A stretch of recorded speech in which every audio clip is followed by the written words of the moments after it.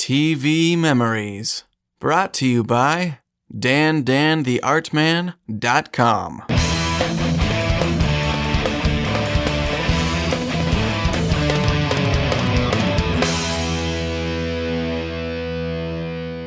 Episode 15 by Donald Conrad.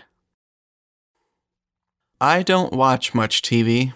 From Lost successfully masquerading as a smart show to the cancellation of Firefly, there are too many examples of how the medium has been circling the drain for me to bother engaging with it anymore. At this point, its main purpose is product placement for advertisers. Well, Lost didn't have much product placement, but Sawyer should have done some L'Oreal ads. That man had sexy hair. The physical TV set is still important to me, but it takes 6 whistled notes to get me back to a time when I cared about the programming. The opening notes of Chris Carter's The X-Files. After Mulder left, it became magic crap X-Files, but I like to focus on when it was really good. Only a handful of TV shows moved me in any direction other than towards the remote, but The X-Files is forever infused into who I am. And one episode made me doubt whether I wanted to stay in my skin. Home, no matter how hard I try, I will never forget this episode. I sat with a blanket tucked under my nose while my eyes bulged from my face. A loud voice in the back of my head was not so gently telling me to turn off the TV, but I remained frozen in terror no matter how hard I tried to force myself to move. The pure horror contained in just the first few moments of this episode is enough to embarrass any Hollywood production.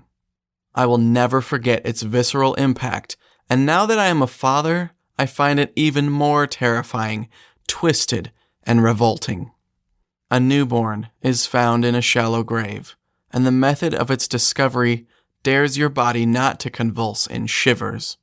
As the viewer, you know it was buried alive. You were there when it was born. The true nature of the forces at work remains hidden for most of the episode.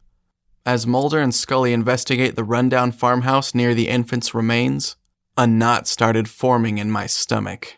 Something was so wrong. Then they showed an eye.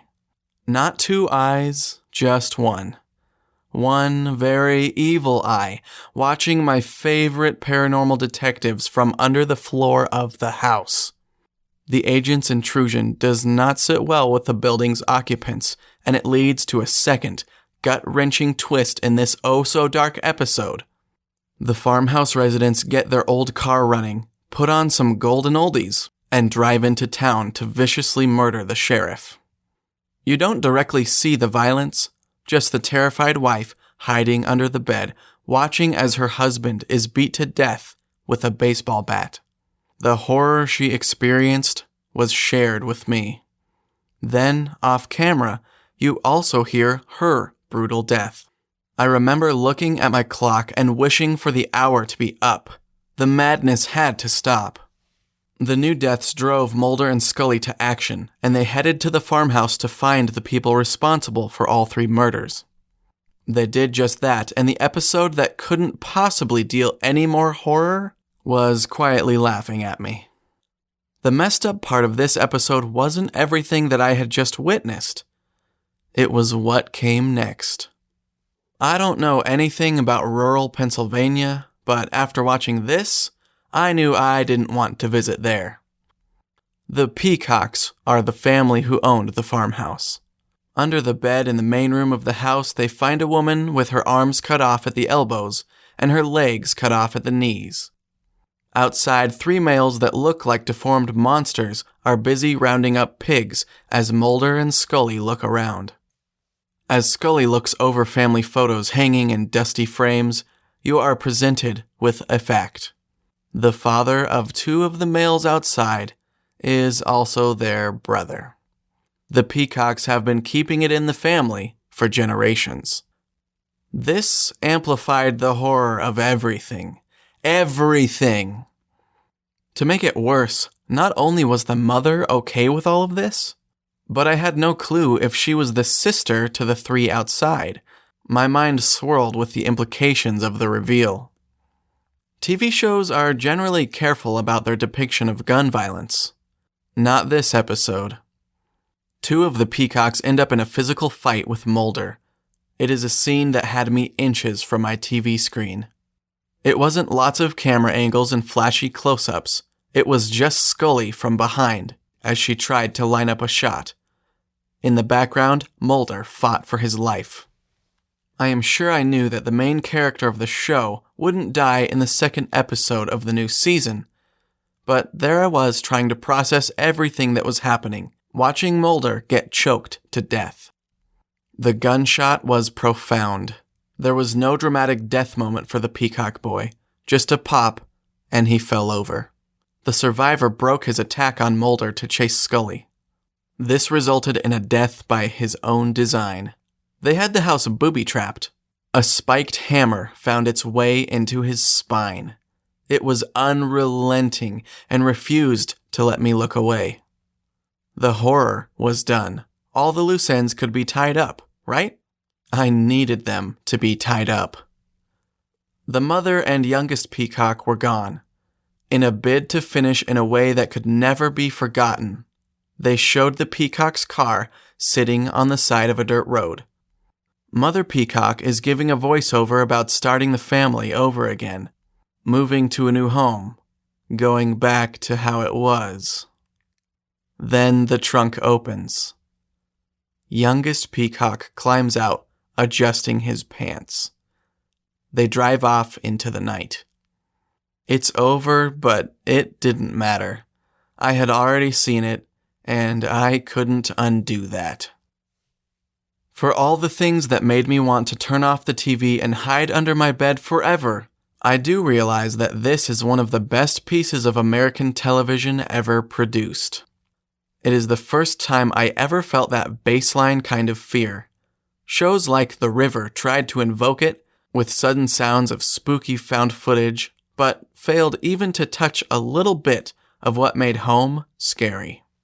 I spent years seeking out the thrill that the episode provided. I found it in a game called Dead Space and more recently Amnesia: The Dark Descent. After years of thinking, I can pinpoint what makes that X-Files episode amazing.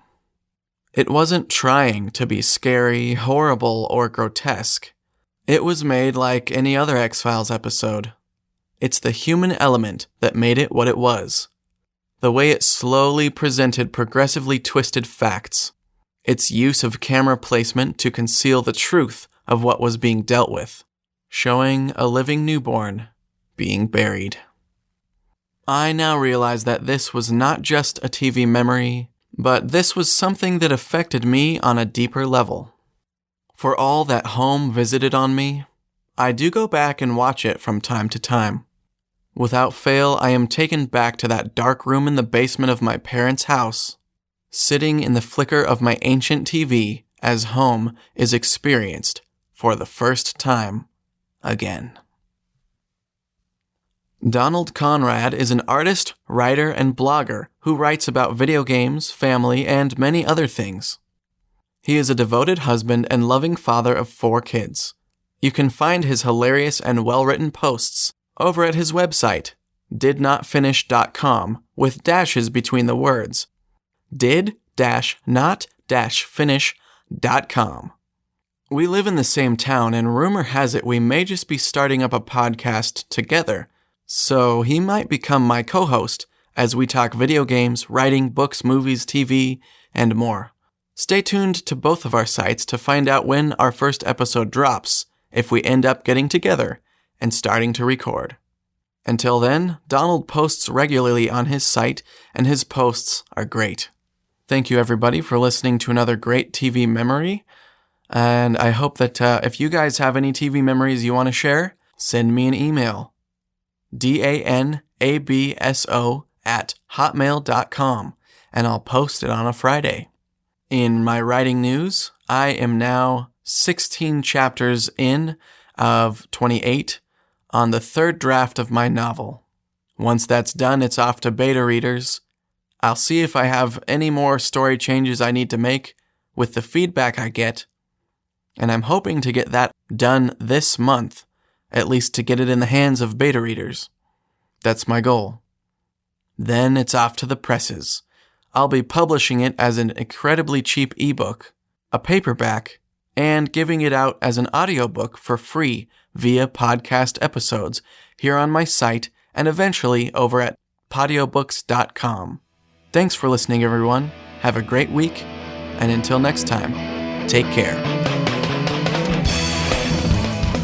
You can find the blog posts that go with this audio at dandantheartman.com. This podcast is licensed under Creative Commons Attribution, Non-Commercial, No Derivative Works, 3.0 International License.